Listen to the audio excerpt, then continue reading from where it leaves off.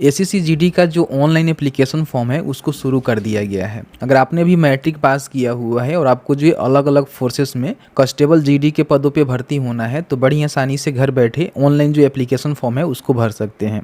इस वीडियो में बताएंगे कि आपको जो है कैसे फॉर्म को भरना है, एज लिमिट क्या होनी चाहिए, किस तरह से आपका सिलेक्शन होता है। तो चलिए आज का वीडियो शुरू करते हैं। तो फाइनली एसएससी के द्वारा देखेंगे तो जो कांस्टेबल जीडी के पदों पे भर्ती का नोटिफिकेशन है उसको जारी कर दिया गया है और साथ ही साथ इसका जो ऑनलाइन आवेदन है इसको भी शुरू कर दिया गया है। नोटिफिकेशन आप देखेंगे तो 5 सितंबर से जो है आवेदन शुरू किए गए हैं। 14 अक्टूबर तक जो है आवेदन यहाँ पे कर सकते हैं। बाकी यहाँ पे जो फॉर्म करेक्शन का विंडो है 5 नवंबर से लेकर जो है 7 नवंबर के बीच में खोले जाएंगे। ठीक है, नीचे आएंगे तो इसमें सभी जानकारी आपको देखने को मिल जाएगा। सबसे पहले हम भर्ती की रिगार्डिंग बात कर लेते हैं। तो यहाँ पे देखेंगे BSF, CISF, CRPF, SSB, ITBP, Assam rifle, SSF, NCB में भर्ती आपका होता है। ठीक है, टोटल भर्ती की हम बात करें तो 39,481 पदों पे आपका जो भर्ती है वो होने वाली है। कौन से कैटेगरी में कितनी भर्ती है, मेल और फीमेल के लिए कितनी भर्ती है, इसकी जानकारी आप यहाँ पे चेकआउट कर सकते हैं। ठीक है, बाकी हम पे लेवल की बात करें तो यहाँ पे देखेंगे लेवल 1 के तहत जो है सैलरी इनको देखने को मिलता है 18,000 से लेकर 56,900 तक इनको जो सैलरी है वो देखने को मिलता है। ठीक है, बाकी हम एज लिमिट की बात करें तो इन्होंने जानकारी दे दिया हुआ है कि आपका जो उम्र है ना 18 से लेकर 23 साल के बीच में 1 जनवरी 2025 के बिहाफ पे होनी चाहिए। यानी कि आपका जो डेट ऑफ बर्थ है ना 2/1/2002 से पहले का नहीं होना चाहिए और 1/1/2007 के बाद का नहीं होना चाहिए तो फॉर्म को भर सकते हैं।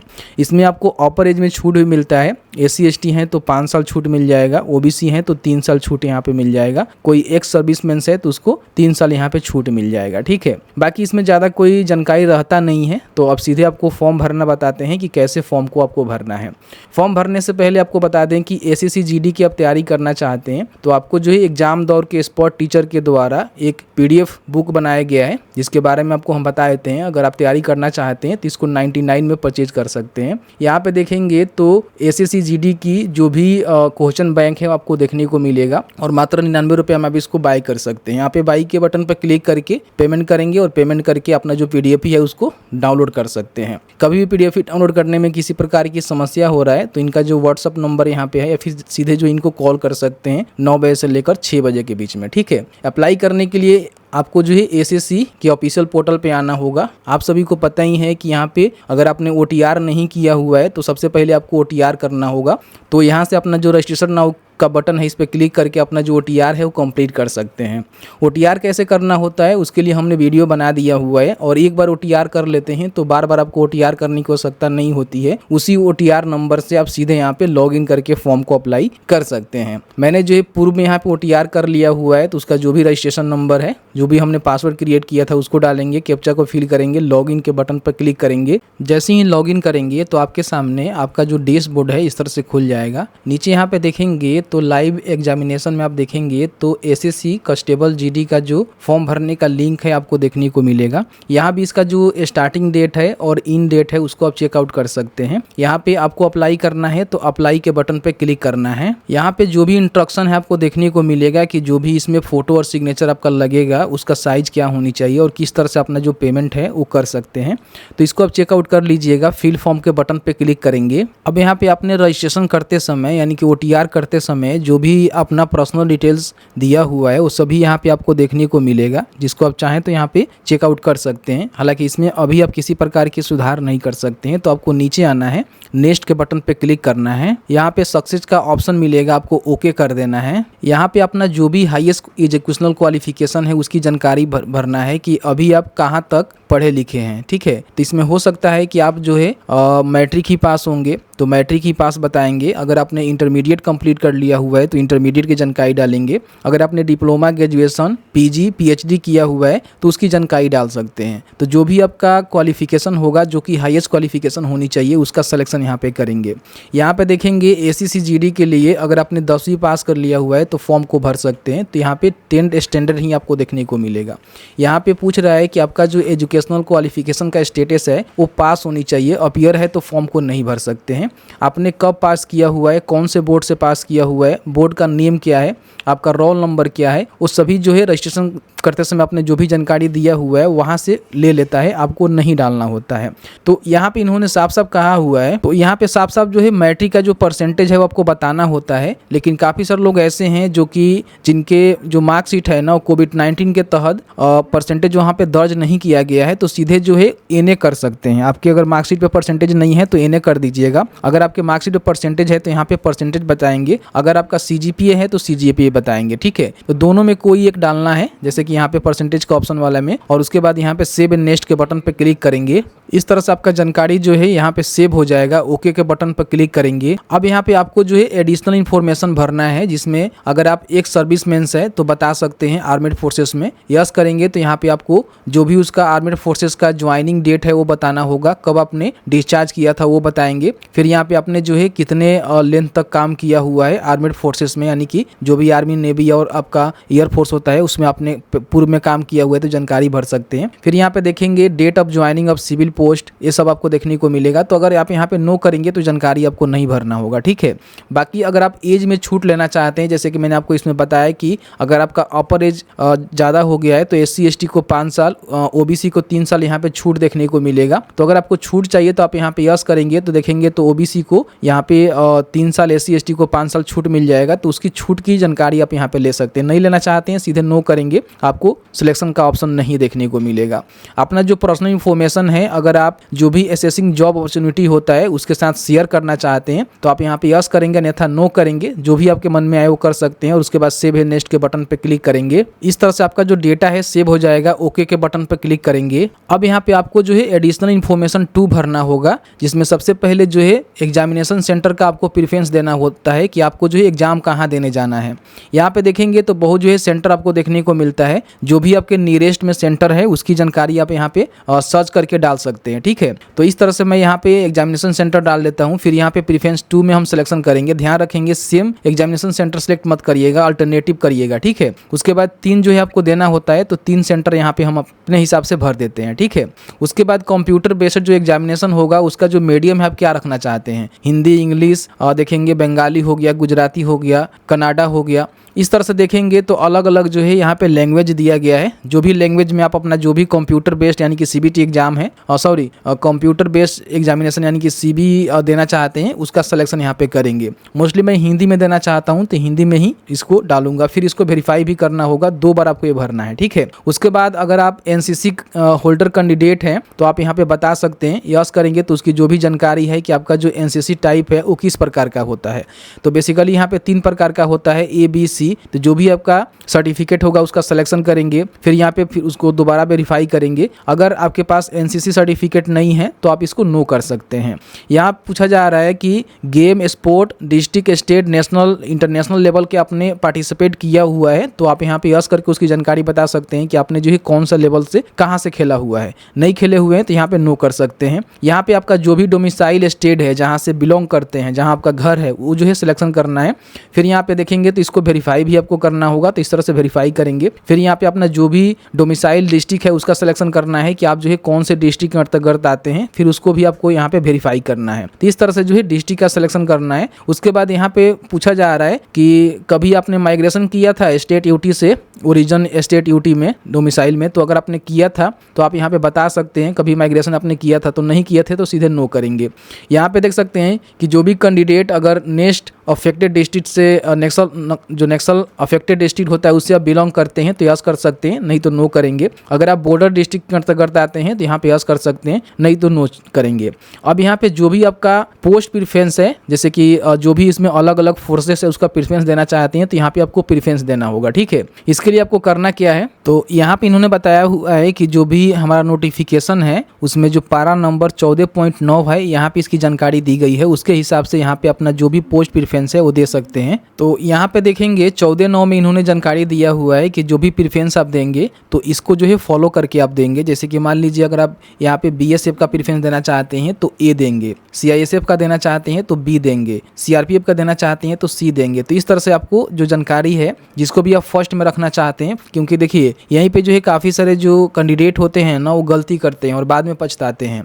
तो आपको जो भी फोर्सेस में सबसे पहला स्थान पे रखना है ना उसको आपको फर्स्ट में प्रेफरेंस देना है। तो यहाँ पे आप देखेंगे तो आपको जो है प्रेफरेंस करने का बटन दिया गया है, जैसे कि मान लीजिए हम यहाँ पे मान लेते हैं कि मुझे जो है CISF 1 नंबर पे देना है, तो मैं यहाँ पे सबसे पहले B का यहाँ पे प्रीफरेंस दूंगा। ठीक है, तो यहाँ पे कंप्यूटर के बोर्ड से आपको B प्रेस कर देना है। फिर मान लीजिए मुझे यहाँ पे उसके बाद मुझे SSB के लिए देना है, तो हम यहाँ पे D का सिलेक्शन करेंगे। तो इस तरह से हम इसको D डाल देते हैं। फिर यहाँ पे देखेंगे तो मुझे जो है अब यहाँ पे BSF के लिए देना है, तो हम यहाँ पे 1 डालेंगे। तो इस तरह से जो भी प्रेफरेंस है उसको यहाँ पे डालेंगे, यहाँ पे सभी को भर देंगे, क्योंकि अच्छा रहता है। मान लीजिए जितने भी फोर्सेस है सभी के लिए आप यहाँ पे अलग अलग कोड दिए गए हैं, जिस कोड को आप यहाँ पे डालकर जरूर भर देंगे। ठीक है, उसके बाद यहाँ पे इसको रीवेरीफाई भी आपको करना होगा। जिस तरह से ये वाला आपने भरा हुआ है ना, सेम इस तरह से इसको भी आपको भरना होगा। अगर आप गलती कर देते हैं तो आप यहाँ पे रिसेट करके फिर दोबारा भी इसको भर सकते हैं। तो इस तरह से अपना जो भी पोस्ट प्रेफरेंस है सभी कलम को जरूर भर दीजिएगा। जितना यहाँ पे फोर्सेस है ना उसका कलम यहाँ पे दिया गया है, तो इसको जरूर भर दीजिएगा। ठीक है, उसके बाद यहाँ पे पोस्ट डिटेल्स के बटन पे क्लिक करके जो भी पोस्ट डिटेल्स है वो भी आप यहाँ पे चेकआउट कर सकते हैं। तो यहाँ पे देख सकते हैं कि यहाँ भी आपको देखने को मिल सकता है कि बॉर्डर सिक्योरिटी फोर्स BSF का लिए ये आपका कोड है, सेंट्रल इंडस्ट्रियल सिक्योरिटी फोर्स यानी कि CISF के लिए B है। तो यहाँ से भी आप चेकआउट कर सकते हैं। ठीक है, तो इस तरह से डालिएगा और उसके बाद सेव एंड नेक्स्ट के बटन पे आपको क्लिक कर देना है। यहाँ पे आपका जो डिटेल्स है सेव हो जाएगा। ओके के बटन पर क्लिक करेंगे। अब यहाँ पे आपको जो है फोटोग्राफ और सिग्नेचर अपलोड करना है। सबसे पहले फोटोग्राफ के रिगार्डिंग हम बात कर लेते हैं। तो आपका जो फोटो होना चाहिए ना, प्लेन बैकग्राउंड पे लाइव आप यहाँ पे क्लिक करेंगे। और जब भी आप यहाँ पे फोटो क्लिक करेंगे तो ध्यान रखेंगे कि आपका जो आई लेवल है ना वो कैमरा के सामने होना चाहिए और सीधे जो है आपको कैमरा के साथ सामने देखना है, क्योंकि यहाँ पे जो है लाइव फोटो क्लिक किया जाता है। और पूरी तरह से आपका जो फेस है ना वो एकदम सीधा होने चाहिए कैमरा के सामने। ठीक है, किसी प्रकार की आपको ग्लास उलास वगैरह वगैरह नहीं पहनना है, टोपी वगैरह वगैरह नहीं पहनना है, ध्यान रखिएगा। ठीक है, तो यहाँ पे लाइव जो है फोटो कैप्चर करना होता है। तो अगर आपके सिस्टम में कैमरा है तो उससे आप क्लिक कर सकते हैं, नहीं तो आप SSC का जो मोबाइल एप्लीकेशन आता है उसके माध्यम से भी अपने फोटो को अपलोड कर सकते हैं। तो उसके लिए करना क्या है कि सबसे पहले आपको प्ले स्टोर को ओपन करना है और आपको सर्च करना है SSC। ठीक है, तो जैसे ही माई SSC यहाँ पे सर्च करेंगे तो आपके सामने माई SSC का एप्लीकेशन आ जाएगा, जिसको यहाँ पे इंस्टॉल करके ओपन कर लेंगे। ठीक है, ओपन करने के बाद ध्यान रखिएगा यहाँ पे आपको जो है लॉगिन करना होगा। जिस लॉगिन आईडी से आप लॉगिन करके जो है फॉर्म को भर रहे हैं उसी OTR जो लॉगिन आईडी है ना, जैसे कि रजिस्ट्रेशन नंबर, पासवर्ड और कैप्चा को डालकर यहाँ पे लॉगिन के बटन पे क्लिक करेंगे। तो जैसे ही लॉगिन करेंगे तो आपके सामने यहाँ पे देखेंगे तो SSC GD का जो है यहाँ पे ऑप्शन देखने को मिलेगा और यहाँ पे कैप्चर का एक बटन आपको देखने को मिलेगा। ठीक है, इस पे आपको क्लिक करना है। तो यहाँ पे आपको डायरेक्शन भी देखने को मिलेगा कि आपको जो है किस तरह से फोटो क्लिक करना है। इस तरह से जो है आपका फोटो होनी चाहिए, मास्क लगाकर या फिर धुंधला फोटो आपको क्लिक नहीं करना है, चश्मा लगा के आपको फोटो क्लिक नहीं करना है। ठीक है, तो यहाँ पे आपको एक आइकन देखने को मिलेगा, यहाँ पे इस पे आपको क्लिक करना है। अब जैसे ही क्लिक करेंगे तो यहाँ पे एक्सेप्ट करेंगे, अलाउ करेंगे अपने कैमरा को, तो इस तरह से देखेंगे तो आपका जो फेस है ना यहाँ पे आने लगेगा। ठीक है, यहाँ पे कैप्चर के बटन पर क्लिक करेंगे तो इस तरह से फोटो आपका जो है कैप्चर हो जाएगा। अपलोड के बटन पर क्लिक करेंगे, आपका यहाँ पे अपलोड हो गया। ठीक है, तो इस तरह से फोटो अपलोड कर देंगे तो यहाँ पे आपको फोटो भी देखने को मिल जाएगा। अब आपको करना क्या है कि अपने जो भी ब्राउजर को आपने ओपन किया हुआ है जहाँ पे फॉर्म को फिलअप कर रहे हैं, ठीक है, तो इसको एक बार यहाँ पे रिफ्रेश कर देना है। ठीक है, जैसे ही रिफ्रेश करेंगे तो यहाँ पे देखेंगे आपका जो फोटो है ना यहाँ पे आ जाएगा। या फिर आप चाहें तो अपने कंप्यूटर के माध्यम से फोटो क्लिक कर ही सकते हैं, जैसे कि मैंने आपको बता दिया। तो दोनों के माध्यम से अपना जो फोटो है वो क्लिक कर सकते हैं। अब यहाँ पे आपको जो है सिग्नेचर अपलोड करना होता है, जो कि 10 से लेकर 20 KB के बीच में JPG फॉर्मेट में होना चाहिए। और इसका देख सकते हैं कि जो भी डायमेंशन है उसको भी बता दिया गया है। ध्यान रखिएगा आपका जो फोटो है सिग्नेचर जो ब्लर और मिनीट्यूड नहीं होना चाहिए, मतलब कि अगर ब्लर रहेगा तो फिर आपका फॉर्म जो है रिजेक्ट हो सकता है। तो यहाँ पे इसका जो साइज है आपको बनानी पड़ती है। तो इसके लिए आपको करना क्या है, यहाँ पे सर्च करना है IM रिसाइजर। ठीक है, इसका लिंक भी आपको नीचे देखने को मिल जाएगा। तो इस पर आप क्लिक करेंगे। क्लिक करने के बाद यहाँ पे सबसे पहले जहाँ भी आपका सिग्नेचर है उसको यहाँ पे अपलोड कर देना है। ठीक है, तो जैसे कि मेरा ये सिग्नेचर है, मैं यहाँ पे इसको अपलोड कर देता हूँ। इस तरह से आपके सामने सिग्नेचर आ जाएगा। इसको आप देख लीजिएगा अपने हिसाब से। इसको फिक्स करना चाहते हैं तो फिक्स भी यहाँ पे कर सकते हैं।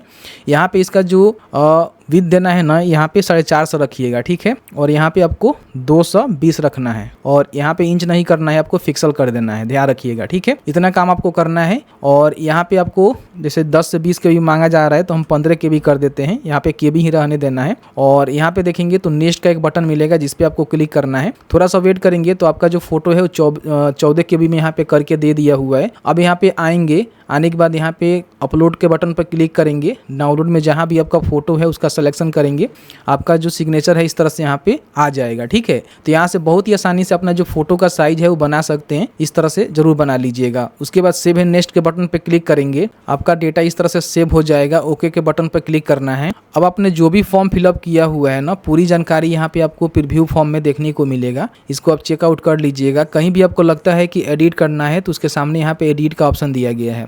जैसे कि मान लीजिए आपको एजुकेशनल डिटेल्स में एडिट करना है तो यहाँ पे क्लिक करके कर सकते हैं। अगर आपको एडिशनल इन्फॉर्मेशन 1 में करना है तो यहाँ पे क्लिक कर सकते हैं, 2 में करना है तो यहाँ पे कर सकते हैं। नीचे आएंगे तो यहाँ पे देख सकते हैं कि जो भी आपका फोटो वगैरह है, अगर इसमें भी किसी प्रकार की कोई गलत हो गया है तो आप यहाँ पे बैक जाकर इसको सही कर सकते हैं। आपको लगता है कि सभी इन्फॉर्मेशन सही है तो सेव एंड नेक्स्ट के बटन पे क्लिक करेंगे। यहाँ पे आपको एग्री करना है और कैप्चा को फिल करना है, फिर यहाँ पे सबमिट के बटन पे क्लिक करना है। जैसे ही सबमिट के बटन पर क्लिक करेंगे तो आपका जो फॉर्म है ना यहाँ पे सक्सेसफुल सबमिट हो जाएगा और यहाँ पे कंटेंट वेरिफिकेशन पेंडिंग देखने को मिलेगा। तो इससे आपको घबराना नहीं है, आप यहाँ पे क्लिक करके इसका जो प्रिंट आउट है ले सकते हैं।